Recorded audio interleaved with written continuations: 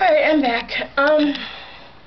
Like I was saying before, I do not believe in judging people for their bodies at all, for any purpose whatsoever.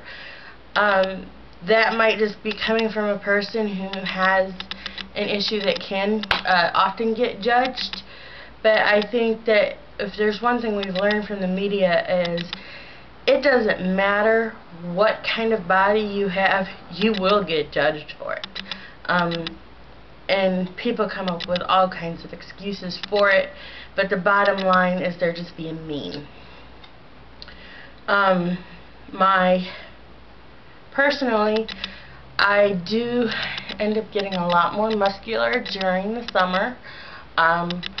My boyfriend and, well, it's actually my boyfriend's son and I are really into swimming, and it's like one of our favorite things to do. So we end up dragging my poor boyfriend out to wherever it is that we're going to go swimming, and we do a lot of it during the summer.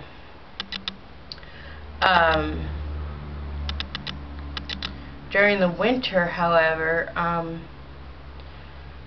I think I've mentioned a little something about this before, but I live in St. Louis, so during the winter there's a lot of cold fronts and hot fronts moving in. It's all kinds of crazy stuff going on. Personally, and I don't know what this is, I've not gone to the doctor for it.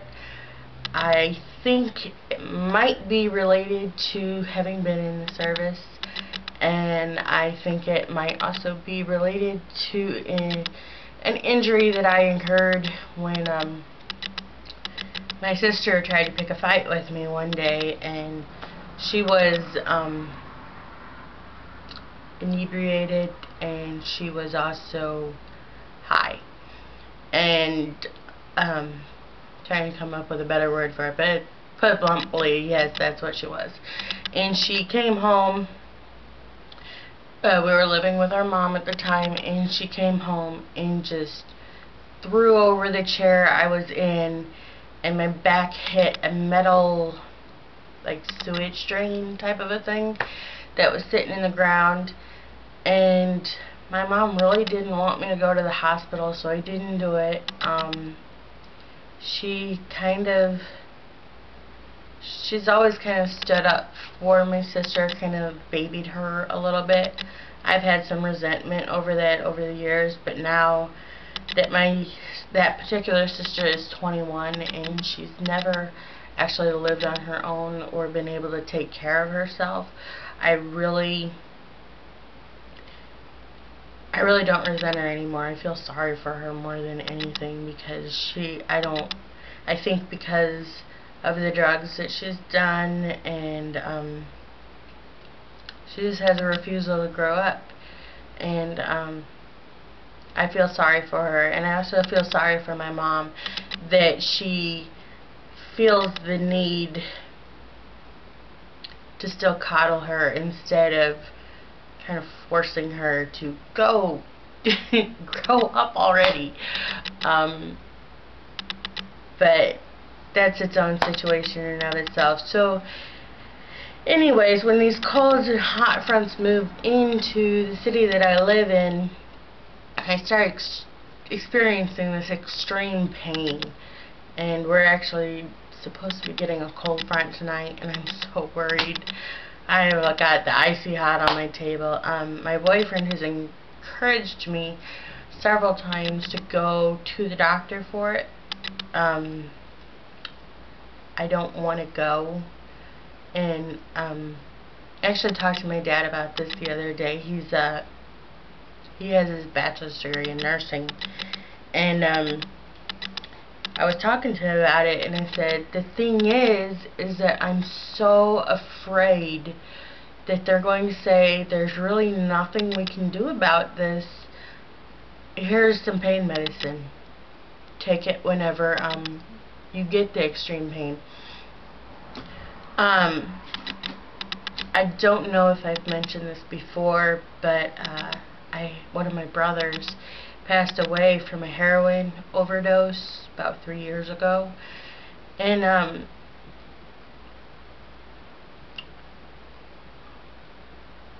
one of the reasons that we think he got addicted to the heroin in the first place was that the summer he turned 16, he spent 3 months in the hospital, and they had him on with pneumonia. He had pneumonia, and he was in the hospital for 3 months, and they had him on morphine when he was in there, and he wasn't even healed from pneumonia all the way when they sent him home. And they didn't send him to rehab or step him down off of the morphine at all. They just sent him home with pneumonia still in his system. He had to take an IV bag at home. He had to come in to the hospital every few months and get the fluid drained off his lungs for like a year or two after that. And it was just... it seemed ridiculous the way that they did that, and he kind of, as the medical bills were coming in after he passed away, and I had to go through all these medical bills, there were a lot of them that were to doctors that it was obvious he had been trying to get pain medication. So the nearest we can figure out is that he got addicted to the pain medication because he still had pneumonia and was still addicted to the morphine. And then as that addiction grew, he got on heroin. I am not really worried about getting addicted to heroin myself because that's not an option for me. But I am worried about getting addicted to pain medication. And you can get addicted to pain medication without being like a druggie addicted to pain medication, if you know what I mean. You can get to the point where it's not like a mental addiction, where your body is just addicted to it, and that's what I'm worried about. Not so much mental addiction, because I have fought long and hard to not be addicted to drugs and alcohol, as most of my family members are. I don't think that I'm above the addiction. Obviously I'm not, because all my family has some sort of issues with it. It's just that I feel like at this point in my life, that's not the issue. I do have my addictions. I'm addicted to cigarettes, and I'm addicted to caffeine. And I was addicted to energy drinks for a while, but I had a scare. I was drinking one, and I felt my heart just felt like it was about ready to thud right out of my chest. And I was like, no more for me. I think the last one I had was about 6 months ago. So hopefully I'll stay off of those. But I still drink a lot of tea and a lot of coffee, and I think that's what helped me stay off the energy drinks. But it is an addiction in its own right, and I don't mean to make light in any way of people that are addicted to harder drugs by saying, oh yeah, I'm addicted to cigarettes and caffeine. It is an addiction in its own right, but I don't struggle with the harder drugs in my life. And I don't like the feeling that pain medication gives you. I don't like that tired, groggy feeling that I get from it. So that's part of the reason why I don't think I would get a mental addiction to it. But I know that my body would. I mean, you can't be on something like that without getting your body addicted to it in some way, shape, or form. So I feel that if I'm having pain now, and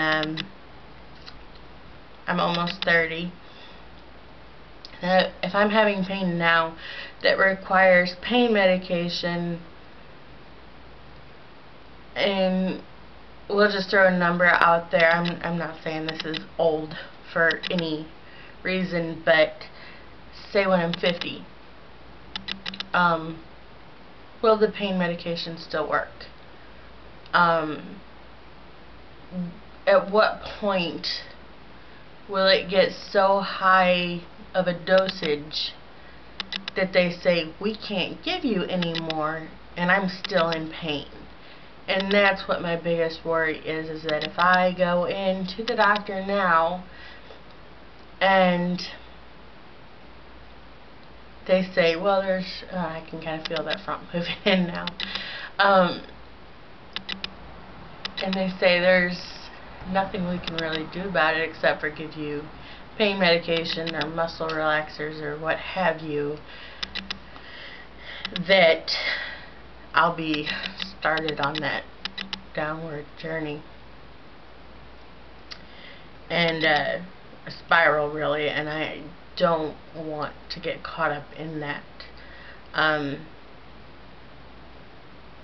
I think that probably my weight issues do add to the pain issues that I have, and so I do want to try to see what I can do naturally, lose a little bit of weight,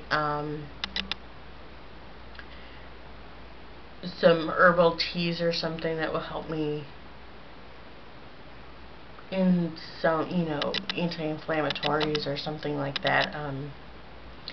Nothing crazy, just a little bit of help to get through the day. Like I said, I already use Icy Hot. I've gone through like a bottle this past winter, or this particular winter. So yes, the main point is, for this little spiel here after sharing about my skirts, is that I understand that there are probably going to be people that are like, oh, well, the easy fix for you to find clothes that fit you and are reasonable in price is to just lose some weight. And I think what those people need to understand is those comments can be kept to yourself, because people that are overweight and people that are underweight too have some of the same struggles. My mom is underweight, and she's had a lot of the same struggles that I've had over the years. People that have issues with weight, whatever it is, know it already. They don't need somebody to point it out to them. Our culture is so obsessed with healthy eating and exercise and telling you all the time what's good for you, what's bad for you, that it has become okay to bully these people for their weight. And it's not okay. There's nothing, just as it's not okay to bully someone for their sexual orientation, it's not okay to bully someone for their religion, it's not okay to bully someone for where they're from, the color of their skin, what country they're from. It's just as not okay to tease someone for their weight issues. Trust me, people that have, and I'm not saying that issues are the same thing as, and I think that's where people draw the line. A lot of people that are not racist people think it is okay to poke fun at somebody for their weight, because they feel like weight is something you can change about yourself. Race is not. But the thing is that you have to understand is there is nothing wrong with being a person of a certain race, just as there is nothing wrong with being heavier or underweight. There is actually nothing wrong with that. I am not hurting someone else by being overweight. And that's what it comes down to. If you're not hurting someone else by being who you are, you should not be bullied for it. And I know I speak really passionately about this. I've dealt with this issue my entire life. And actually, when I first started dealing with it, I wasn't overweight. I was just heavier than the other people in my family. When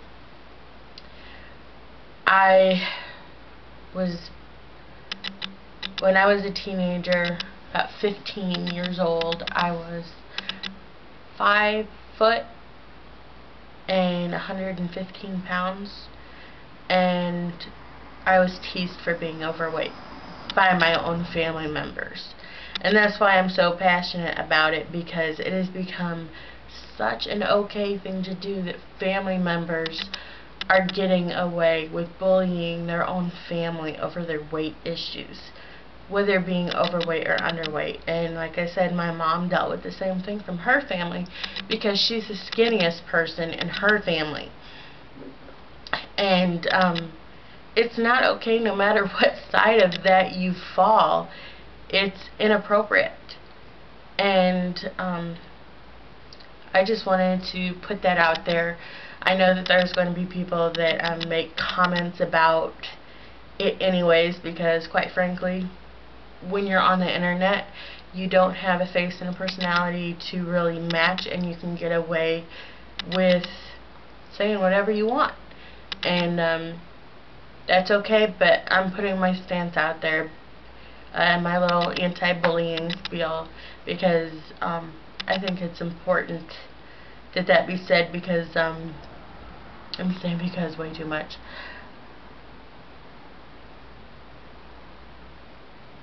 Weight issues is kind of the last frontier on bullying, I think.